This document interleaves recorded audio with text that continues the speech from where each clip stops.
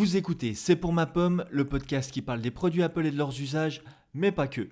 Je suis David, bienvenue dans un nouvel épisode.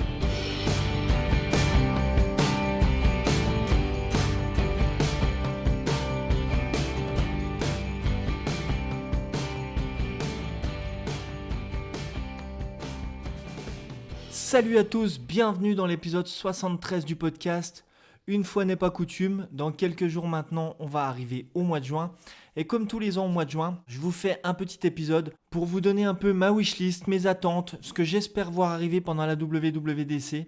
Alors, un peu comme tous les ans, j'ai découpé cet épisode OS par OS. Je vais vous donner mes attentes pour chaque OS, que ce soit iOS, iPadOS et watchOS. Alors, globalement, c'est les trois seuls OS dont je vais parler parce que c'est vrai que macOS, je m'y intéresse, mais je l'utilise quasiment plus, donc c'est vraiment un OS qui m'intéresse un peu moins. Je suis intéressé de voir les nouveautés qui vont arriver, mais pour moi, ce que j'utilise, c'est quand même les trois OS principales. Ça reste iOS, iPadOS et watchOS parce que c'est les appareils que j'utilise tous les jours. Mais avant de commencer cet épisode, je voulais déjà parler, pour poser un peu les bases, vous parler des leaks qu'il y a eu sur iOS 14. Alors c'est vrai qu'on a pas mal entendu ces dernières semaines, ces derniers mois, qui aurait eu un iPhone qui aurait été trouvé puis revendu aux enchères qui contenait déjà iOS 14 et qui tournait depuis quelques mois maintenant. Alors, qu'est-ce que racontent ces leaks de quoi on a entendu parler dans ces leaks?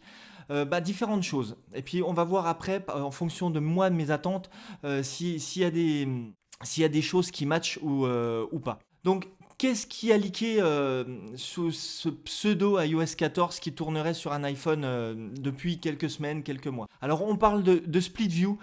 Split View, c'est quand même quelque chose qu'on retrouve beaucoup sur les téléphones Android.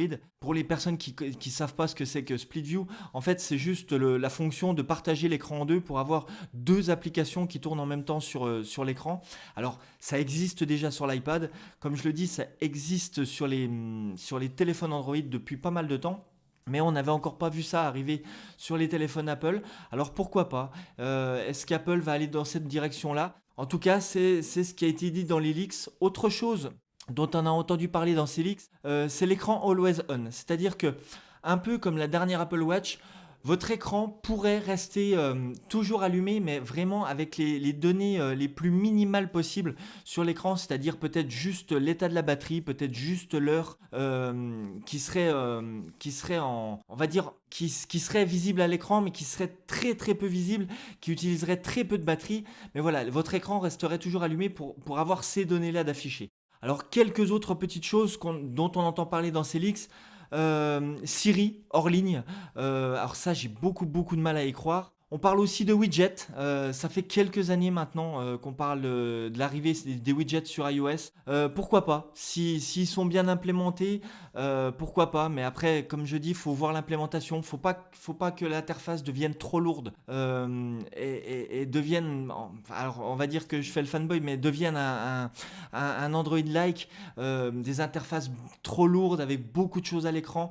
Je sais que moi, j'aime iOS justement pour ça, parce que ça reste quand même assez sobre, les données à l'écran restent assez sobres, donc pourquoi pas, si c'est bien implanté. Je ne doute pas qu'Apple ne fera pas comme sur Android.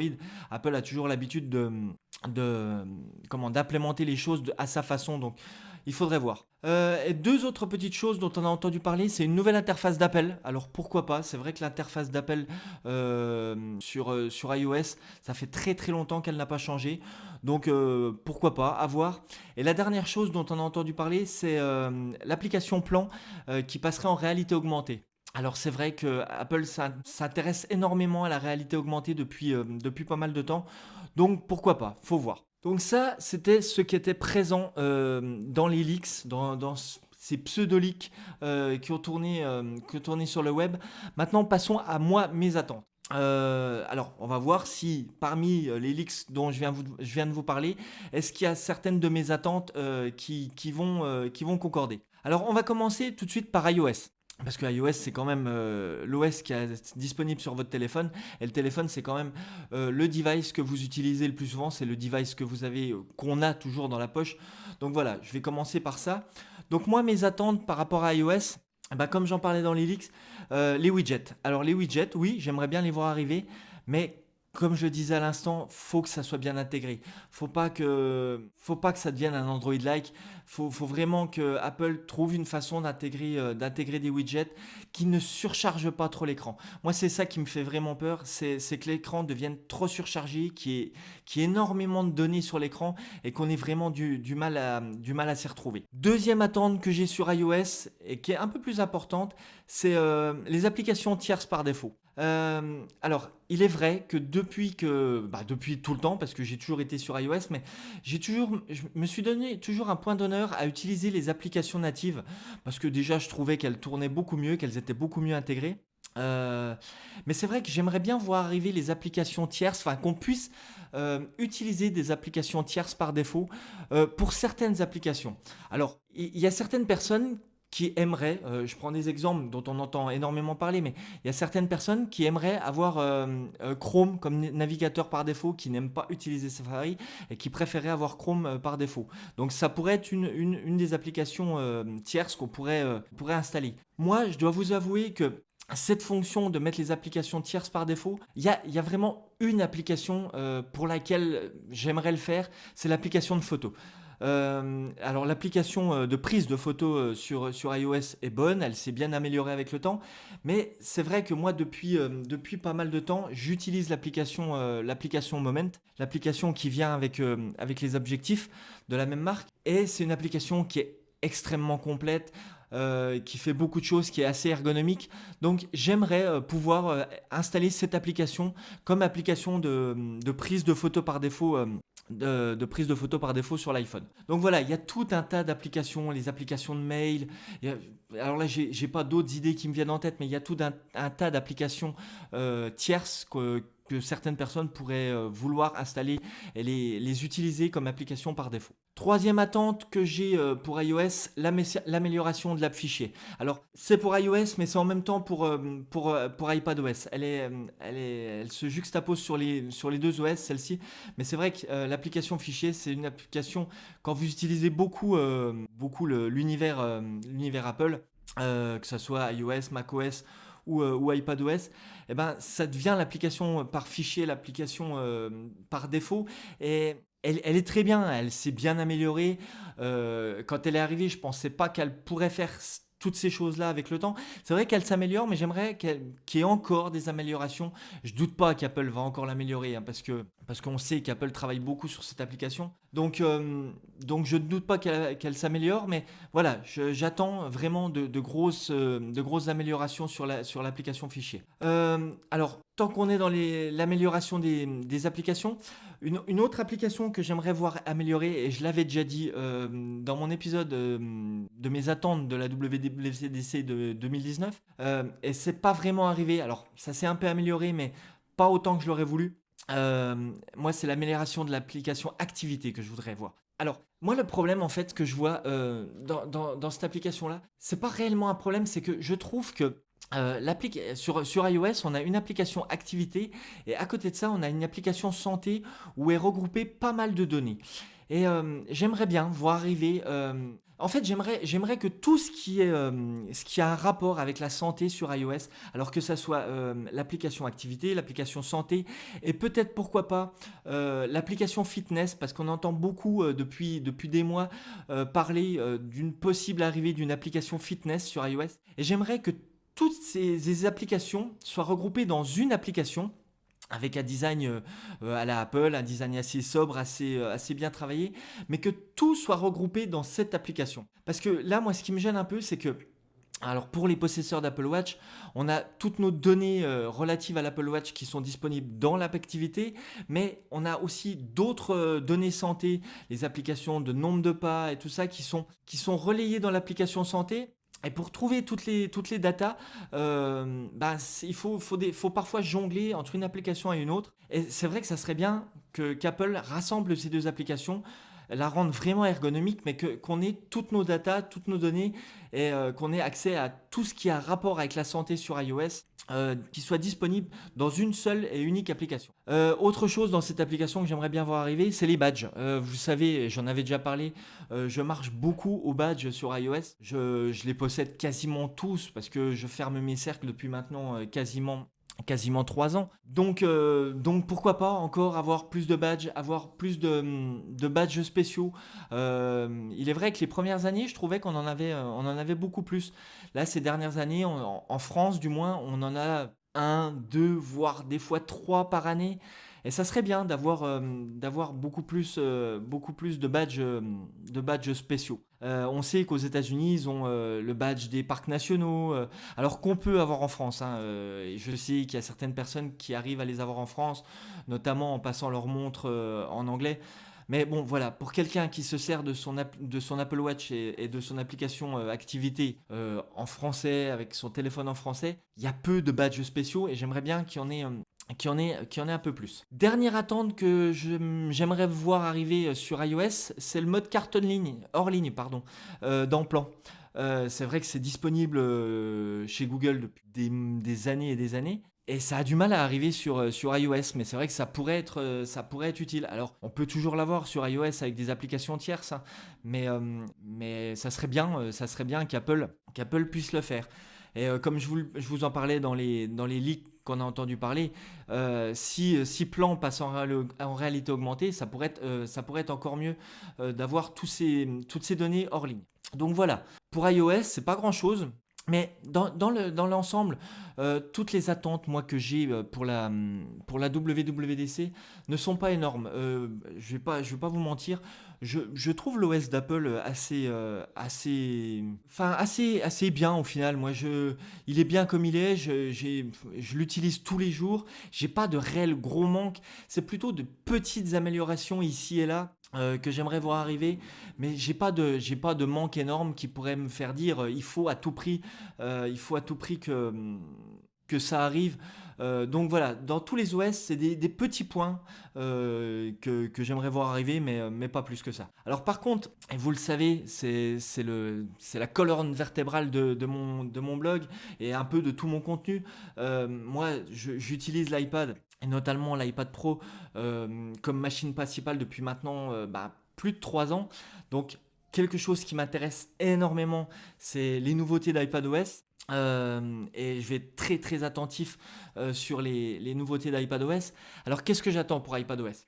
Alors déjà, une chose, alors qui peut paraître futile pour certains, mais toutes les personnes qui utilisent l'iPad et qui utilisent un écran externe vous diront que c'est une chose qu'ils attendent au plus haut point.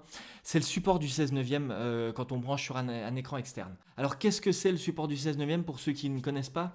Eh ben, à partir du moment où vous branchez un iPad Pro sur un écran externe pour avoir un écran plus gros, pour pouvoir travailler plus facilement, eh ben, votre écran est répliqué sur l'écran externe, mais il y a toujours ces énormes bandes noires sur le côté, alors qui ne gênent en rien pour travailler, hein.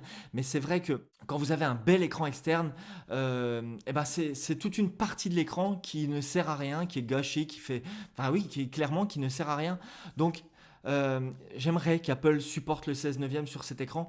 Voilà, tout simplement, ça élargirait l'écran de l'iPad et ça remplirait l'ensemble de l'écran externe et ça serait plus ergonomique pour travailler. Deuxième chose que j'attends sur iPadOS, l'amélioration du multitâche. Alors, le multitâche, c'est très fortement amélioré depuis 2 ans maintenant.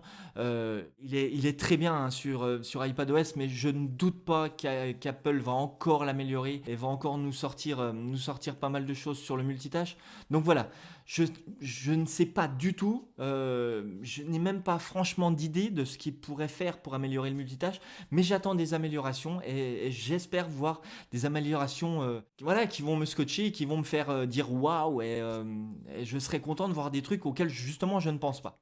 Troisième chose que j'attends sur iPadOS, et notamment, alors ça c'est plus spécifique, c'est pour les personnes qui utilisent un clavier avec un iPad, dont moi, parce que j'en ai fait un article sur le blog il y a pas très très longtemps. Vous le savez, je me suis pris le tout nouveau Magic Keyboard d'Apple, dont je suis clairement amoureux depuis des semaines. Clairement, ça a changé mon utilisation de l'iPad Pro. Mais voilà, j'attends encore plus de raccourcis clavier sur iPad. Alors sur Mac, depuis des années, il y a des raccourcis clavier pour tout. Et il y en a beaucoup moins. Il y en a beaucoup moins sur iPad. D'ailleurs, je pense vous préparer un article sur le blog. Peut-être le prochain article ou peut-être celui d'après. Bah justement, sur tous les raccourcis clavier qui sont disponibles sur iPad. Mais voilà, j'espère pendant la WWDC en voir arriver encore plus, ou du moins s'ils ne les présentent pas lors de la conférence, bah, qu'on en voit arriver encore plus par la suite. Dernière attente que j'ai pour iPadOS.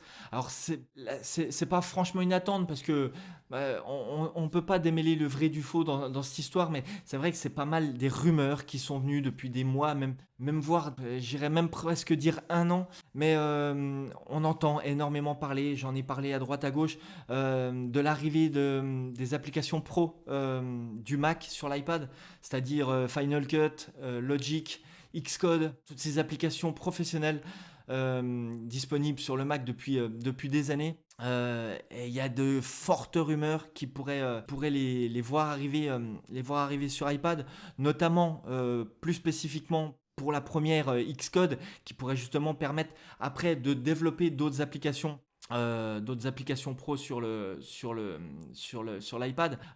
Donc voilà, j'aimerais voir arriver ces applications, que ce soit Final Cut ou Logic. Ça pourrait être de très bonnes choses de les voir arriver sur l'iPad.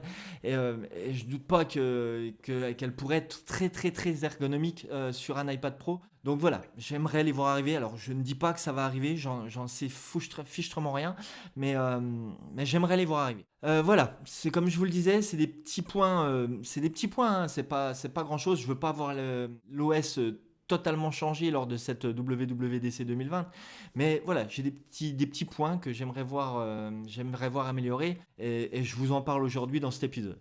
Troisième OS dont je me sers énormément, le WatchOS, l'OS de l'Apple Watch. Pareil, il y a quelques petits points qui pourraient arriver. Alors là, clairement, c'est des points dont on a entendu parler, et je vous en parle comme ça, mais moi, c'est pas des points que j'espère vraiment voir arriver. S'ils arrivent, c'est bien pour les utilisateurs de l'Apple Watch dans leur ensemble. Moi, que ces points arrivent ou que ces points arrivent pas, ça changera pas mon utilisation de l'Apple Watch. Moi, j'utilise l'Apple Watch tous les jours, mais voilà. Premier point que j'aimerais voir arriver, ou que les gens aimeraient voir arriver, l'indépendance de l'Apple Watch. Notamment lors de la mise en route de l'Apple Watch, on sait qu'on a encore besoin d'un iPhone lors de l'achat d'une Apple Watch. Donc ça serait bien que l'Apple Watch s'émancipe et puis qu'on puisse vraiment, lors de l'achat d'un Apple Watch, l'utiliser, du moins la configurer sans avoir un iPhone à côté. Ça serait vraiment pas mal. Autre grosse attente des utilisateurs d'Apple Watch, le suivi du sommeil. Alors là, c'est pareil. C'est une attente dont on entend parler depuis des mois et même des années depuis la sortie de l'Apple Watch. Oui, ça pourrait être bien, clairement. Après, le problème est toujours le même. Comment faire parce que l'Apple Watch, elle a l'autonomie qu'elle a. Il faut, à un moment dans la journée, la recharger. Dans la plus grande majorité des cas des possesseurs d'Apple Watch, la recharge c'est la nuit lorsqu'on se couche. Donc comment traquer le sommeil si l'Apple Watch est sur un port de recharge pendant la nuit. Donc voilà, Apple à mon avis planche depuis des mois et des années là-dessus. Est-ce qu'ils ont réussi à trouver une solution? Est-ce que peut-être, je sais pas, essayer de trouver une solution pour que l'Apple Watch justement se recharge beaucoup plus vite, pour que vous puissiez la garder la nuit au poignet pour traquer le sommeil, et que le matin elle se recharge en 20 minutes, une demi-heure lors du petit déjeuner, le temps de prendre sa douche avant de partir travailler. Enfin, je sais pas. Ça sera à mon avis, si c'est cette voie qu'ils prennent, ça sera pas disponible dans les anciens modèles, donc ça sera seulement disponible dans le futur prochain modèle. Donc je sais pas, franchement je ne vois pas dans quelle direction pourrait aller Apple pour le suivi du sommeil, mais c'est vrai que c'est quelque chose qui est énormément demandé. Pourquoi pas, à voir. Troisième chose, alors là clairement c'est quelque chose qui m'intéresse pas du tout, mais c'est quelque chose dont on entend parler depuis des mois et des années, que énormément de personnes demandent. Clairement pas moi, mais voilà, donc je vous en parle quand même. C'est l'arrivée des watch face tierces, c'est-à-dire pouvoir changer. Pouvoir mettre des écrans d'autres montres, enfin vous voyez ce que je veux dire. Il y a beaucoup de gens qui demandent de pouvoir mettre des fonds d'écran Rolex ou toute autre marque. Moi, clairement, c'est pas quelque chose qui m'intéresse. Moi, je trouve les watch face de l'Apple Watch, notamment les watch face les dernières qui sont sorties l'année dernière, je les trouve très très très utiles. Moi, c'est pas un truc que j'espère avoir arrivé, mais c'est énormément demandé. Donc voilà, c'est peut-être quelque chose sur lequel Apple aurait pu travailler. Autre chose dont on entend parler, alors ça c'est pareil, c'est une grosse rumeur, le suivi de l'oxygène dans le sang pour les futurs Apple Watch. Pourquoi pas. Il est vrai qu'Apple pourrait aller dans d'autres directions, essayer de traquer d'autres data par rapport à l'Apple Watch. Alors l'oxygène dans le sang, peut-être d'autres choses. J'ai aucune notion de médecine, donc je vais pas vous dire de bêtises là, mais il y a peut-être d'autres paramètres que l'Apple Watch pourrait traquer. Alors pourquoi pas. Je sais pas, ça pourrait arriver. Voilà, c'est trois quatre petits points que j'aimerais voir arriver. Enfin, que les gens plutôt. Je vais pas dire moi parce que comme je vous l'ai dit, c'est pas franchement des choses qui changeraient ma vie, mais voilà quelques petites choses que beaucoup de personnes espèrent voir arriver sur WatchOS. Donc il nous reste quelques semaines maintenant pour être fixé. Petit rappel, la WWDC commence le 22 juin, donc c'est dans très peu de temps maintenant, c'est dans 2 ou 3 semaines. Donc voilà, on va être très très vite fixé. Après, voilà, je vous ai donné les trois OS principaux que moi j'utilise. Après, il y a deux petites attentes, ou petites, même un peu plus grosses attentes que j'aimerais voir arriver lors de cette conférence des développeurs d'Apple. Première amélioration que j'aimerais vraiment voir arriver, et j'en ai parlé l'année dernière dans ma wishlist 2019, je crois même que j'en avais parlé l'année d'avant, l'amélioration de Siri. Alors il y a des gens toujours qui ne se servent pas de Siri, j'en entends encore, pour qui Siri c'est un gadget sur l'iPhone. Moi, voilà, c'est quelque chose que j'utilise des dizaines et des dizaines et des dizaines de fois par jour, autant pour la domotique chez moi que pour écouter de la musique, que pour tout un tas de choses, pour écrire des messages. Je veux voir encore des améliorations de Siri. On sait que Siri est énorme, et même si j'aime Siri, hein, comme je vous dis, je m'en sers toute la journée, mais on le sait très bien, Siri n'est pas au niveau de ce que fait Google. Il faut qu'Apple travaille là-dessus pour améliorer Siri. Donc j'attends énormément de l'amélioration de Siri lors de cette WWDC. Et autre grosse amélioration que j'espère, et c'est pareil, c'est déjà quelque chose dont j'avais parlé l'année dernière, une grosse amélioration d'HomeKit.